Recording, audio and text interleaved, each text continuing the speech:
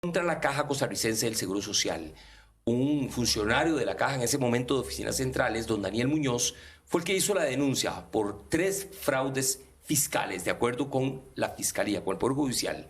Para hablar de este tema tenemos y de qué hay nuevo con respecto a esta audiencia que se espera desde hace 14 años, tenemos a don Daniel Muñoz, quien, don Daniel, usted fue el que hace 14 años hizo aquella denuncia, ¿verdad? Supuestamente se iba a hacer el año pasado, en septiembre, la audiencia preliminar. Ahora la trasladan para abril o mayo de este 2026. Pero tal vez para refrescarle a la gente, ¿qué fue lo que usted denunció en aquel momento, don Daniel? Buenas tardes, don José Luis. Ante todo, gracias por el seguimiento. Como ciudadano y asegurado le manifiesto profundamente a su intención de dar seguimiento a esta causa. Sí, en 2012 yo denuncié, en términos globales, un megafraude financiero contra la Caja de Seguro Social, es decir, contra los 5 millones de asegurados de este país. Que en 2022 la Procuraduría General de la República, solo para que usted tenga una idea de la magnitud de este daño, determinó que el componente de daño moral a los seguros de salud y al seguro de IBM ocasionado rondaría a 217 mil millones de colones, aproximadamente al tipo de cambio de hoy, unos 500 millones de colones. Pero ese no es el rubro de dólares. De dólares, 500 millones de dólares. Pero eso es lo mínimo, porque como bien usted dice, hay otros componentes, el daño patrimonial, que los mismos acusados boicotearon y nunca permitieron calcular. Así que esto es los 217 mil millones, 500 millones de dólares a hoy, es apenas una fracción de ese daño. A mi juicio, no me cabe la menor duda, este caso constituye el fraude financiero de mayor cuantía en los 204 años de vida independiente de este país. ¿Cómo se gestó este fraude? ¿Qué fue lo? Ok, le repito, ¿qué denunció usted? ¿Qué acciones? Bueno, son hechos fraudulentos que, valiéndose de documentos falsos y otros engaños presuntos, relatan una base fáctica muy compleja, pero destaco lo siguiente.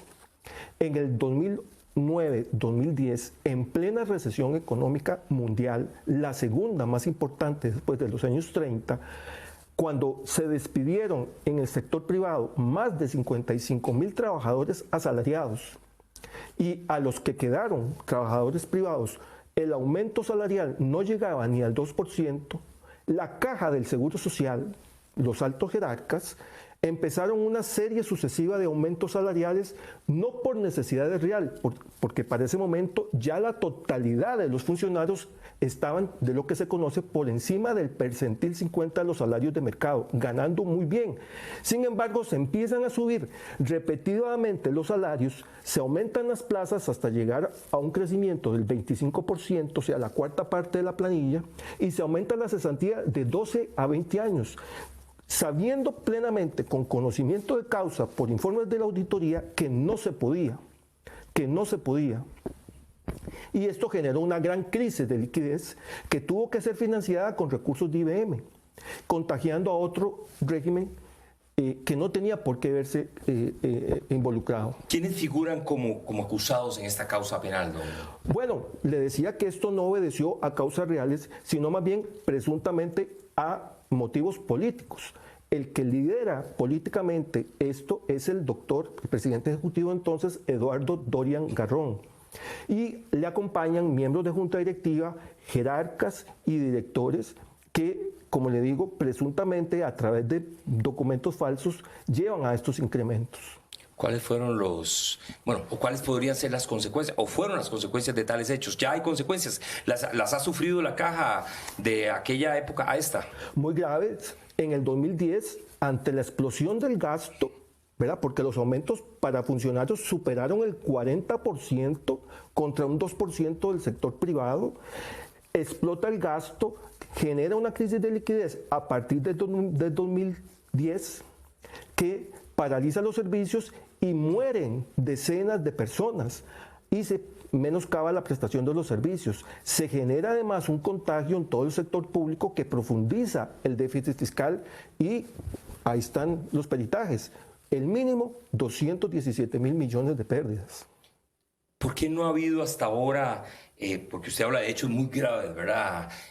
Hasta de muertes de personas, que es lo más grave, 217.000 millones mínimo de afectación a la caja.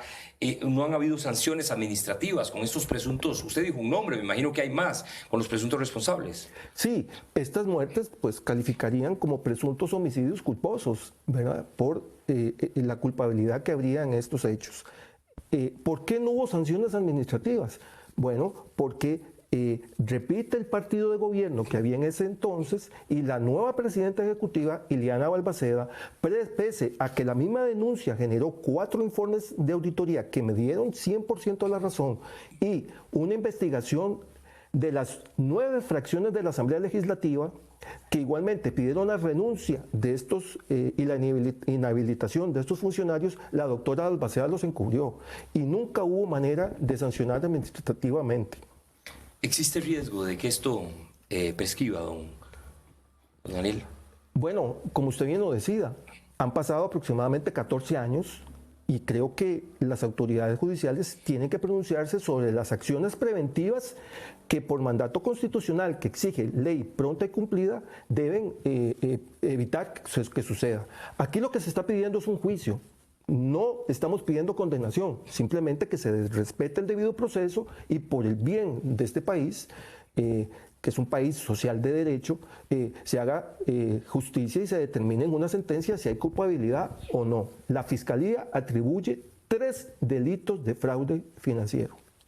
Don Daniel, usted estuvo en oficinas centrales, ahora está en un hospital, pero usted era un funcionario de oficinas centrales. ¿Qué consecuencia le generó haber hecho esta denuncia? Bueno, tal vez sí me lo puede resumir. Yo añoraba pensionarme en la dirección actuarial, desde donde fui testigo de todos estos hechos. Por una medida cautelar de protección, a mí la Sala Constitucional, con la venia de la Defensoría de los Habitantes, me trasladan cautelarmente a la administración de un hospital. Imagínense ahí el impacto de ya no estar en el lugar de mi entorno donde me desenvolvía a la administración de un hospital. Pero después perdí todo el patrimonio en todo esto. ¿Esta casa la perdió, me dice usted? Yo perdí este inmueble. ¿Por qué? Porque me incapacitan, la doctora Balmaceda se opone a darme la medida cautelar, si no fue por Sala Constitucional varios años después, y las incapacidades, ella y el gerente financiero actual, Gustavo Picado, hicieron lo propio, presumo, para que me las pagaran a cuentagotas. En vez de llegaban 90 días de incapacidad, yo con deuda de esta casa salió a remate y no la pude pagar. Ahora estoy en calidad de préstamo acá. ¿Usted espera que haya justicia pronta, no sé, cumplida? Yo lo que espero es que se respete el debido proceso y que se escuche la verdad de todos y que las pruebas hablen, ¿verdad? Y que se haga justicia y que este caso no quede en la impunidad. Estamos hablando del mayor fraude financiero en toda la vida republicana de este país. Y creo que los 5 millones de asegurados merecemos conocer la verdad real de los hechos, lo que realmente sucedió. Y no se puede permitir, si es que hay culpabilidad, a que estos hechos se repiten. ¿Por qué? Porque una de las consecuencias son las listas de espera que han llegado a montos inéditos, precisamente porque los salarios han desplazado la capacidad de suministrar los otros insumos que se requieren para la atención. No es casualidad que la auditoría haya dicho recientemente que incluso los nuevos hospitales serán un cascarón, porque es tanta la limitación financiera que no van a poder operar a carencia de suministros.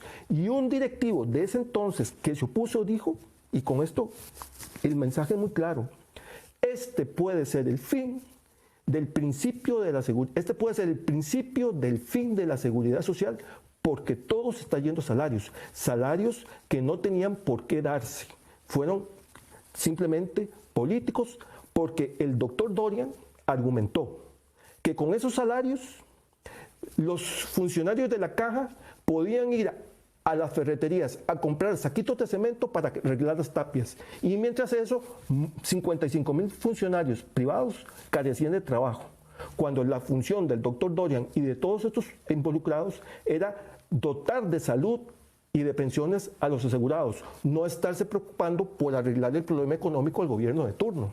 Agarraron a la caja como instrumento de política anticíclica cuando constitucionalmente no es esa la función de la caja, es velar por la salud y las pensiones de la población.